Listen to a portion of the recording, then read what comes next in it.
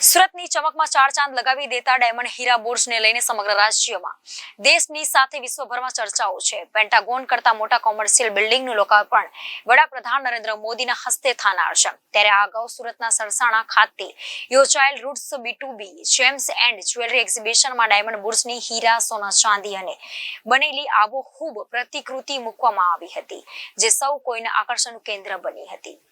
Jewellery ઉત્પાદકે હીરા, સોના, ચાંદીના ઉપયોગથી બુર્જની પ્રતિકૃતિ બનાવી છે. ફ્લોરા જ્વેલરના ઓનર જતીન કાકડિયાએ જણાવ્યું હતું કે આ એક આઇકોનિક બિલ્ડિંગ છે, જેથી આ પ્રતિકૃતિ બનાવી છે, જેના દ્વારા એક ભારત શ્રેષ્ઠ ભારતનો મેસેજ અપાશે. કારણ કે ગુજરાત, મહારાષ્ટ્ર, બંગાળ, ઉત્તર પ્રદેશ, બિહાર સહિતના 7 રાજ્યોના 35 કારીગરોએ 60 દિવસ મહેનત કરીને આ પ્રતિકૃતિ તૈયાર કરી છે, જેમાં બુર્જ જેવા જ કલર લાવવા કોપર, ઝિંક અને એલોય સહિત 5 ધાતુઓનો ઉપયોગ કરાયો છે. આ પ્રતિકૃતિ વજન 2 કિલો છે, જ્યારે 102 કેરેટના 6886 હીરા છે. પ્રતિકૃતિ બનાવનારે કહ્યું કે જ્યારે વડાપ્રધાન નરેન્દ્ર મોદી સુરત આવવાના છે, તે અંગેની જાહેરાત થતાં જ આ 5 ધાતુમાંથી પ્રતિકૃતિ બનાવવાનું આયોજન કરવામાં આવ્યું હતું. વડાપ્રધાનનું જે વિઝન છે તે ડાયમંડ જ્વેલરી સમગ્ર વિશ્વને પૂરું પાડે છે, ત્યારે આ પ્રતિકૃતિ હાલ સૌ કોઈનું આકર્ષણનું કેન્દ્ર બની રહ્યું છે. Jatin Kakadiya, Flora Jewels private limited. કેટલા કારીગરોએ કામ કર્યું, કેવો વિચાર આવ્યો?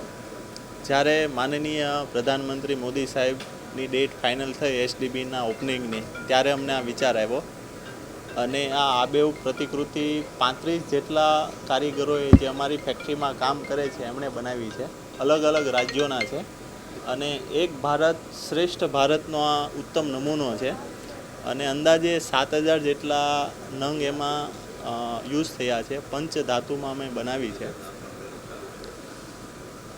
કેટલા દિવસ આ એક્ઝિબિશનમાં રહેવાનું છે અને શું લોકોને કહેશો, ખાસ કરીને સુરતમાં આટલું વિશાળ જે બની રહ્યું છે બુર્જ? સુરતમાં જ્યારે આવડું મોટું વિશાળ બુર્જ બની રહ્યું છે, ઓપનિંગ છે આવતીકાલે, અને મોદી સાહેબનું જે વિઝન છે મેક ઇન ઇન્ડિયા અને મેક ફોર વર્લ્ડ, તો ડાયમંડ અને જ્વેલરી ઇન્ડસ્ટ્રી એ વસ્તુને પૂરું પાડે છે. Reporter Arvind Rathod, Janadesh news, Surat.